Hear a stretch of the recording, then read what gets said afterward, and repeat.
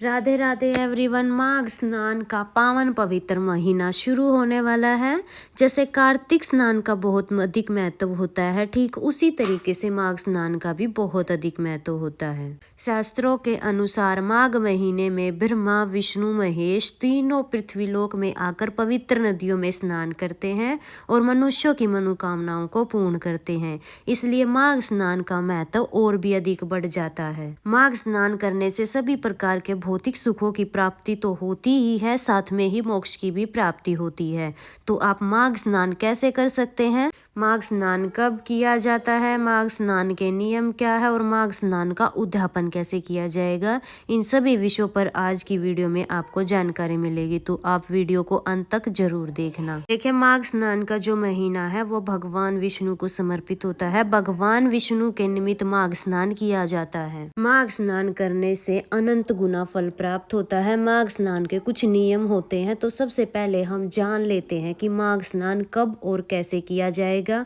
उसके बाद हम नियमों के बारे में बात करेंगे। तो इस वर्ष यानी 2026 में 3 जनवरी से माघ स्नान शुरू हो रहा है। यानी हमें 3 जनवरी से जो है अपना माघ स्नान शुरू करना है और 1 फरवरी को माघ पूर्णिमा के दिन हमें उद्यापन करना है। यानी 3 जनवरी से 1 फरवरी तक पूरा 1 महीना माघ स्नान चलेगा। अब माघ स्नान कैसे करते हैं ये देख लेते हैं।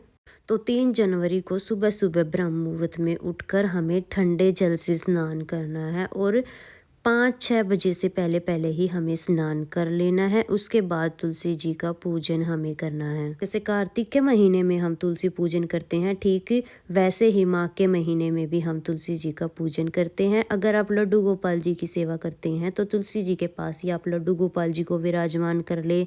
अगर आप शालिग्राम भगवान की पूजा करते हैं तो उनको भी आप तुलसा जी में विराजमान कर लें। उसके बाद हम तुलसी जी का पूजन करेंगे। तुलसी जी का पूजन करके भगवान श्री हरि विष्णु का भजन हमें गाना है। तो आप भजन गा सकते हैं और श्री हरि विष्णु की कथाएं सुन सकते हैं। माघ स्नान के महात्म्य आप सुन सकते हैं या माघ स्नान की कथा आप सुन सकते हैं। तो कथा कहानी हम सुन लेंगे, उसके बाद हम भजन करेंगे भगवान विष्णु के निमित्त। आप 2, 5, 7 जो भी भजन आपको आते हैं वो गा लीजिएगा। भजन गाने हैं, कथा सुननी है, उसके बाद 1 लोटा जल हमें सूर्य देवता को सींच देना है। इस तरह से हमारी सुबह की पूजा पूर्ण हो जाएगी। शाम के समय भी हमें तुलसा जी में दिया जरूर जलाना है।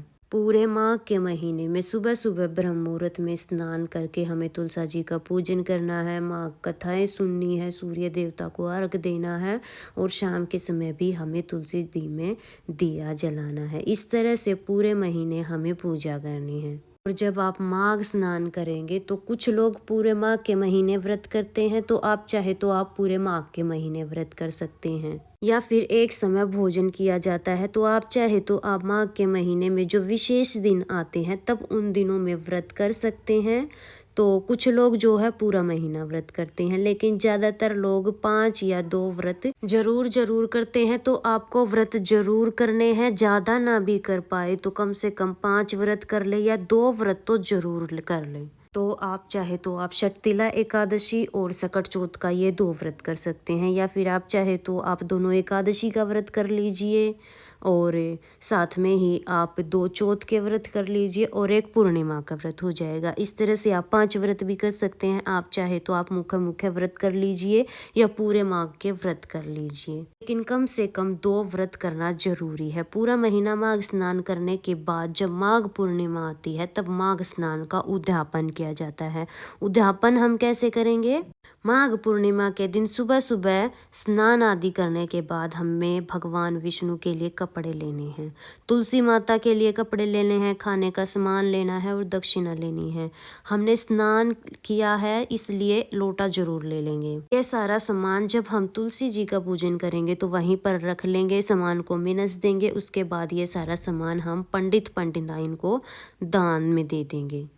आप चाहे तो आप पंडित पंडिताइन को घर पर बुलाकर खाना खिलाकर भी आप ये सारा सामान दे सकते हैं, या आप चाहे तो आप उनके घर पर या मंदिर में ये सामान दे सकते हैं। इस तरह से हमें माघ पूर्णिमा के दिन माघ स्नान का उद्यापन करके माघ स्नान को पूर्ण कर देते हैं। अब हम जान लेते हैं कि माघ स्नान के नियम क्या क्या होते हैं। देखिए, जब हम कोई व्रत करते हैं या कोई भी संकल्प लेते हैं, उसके कुछ नियम होते हैं।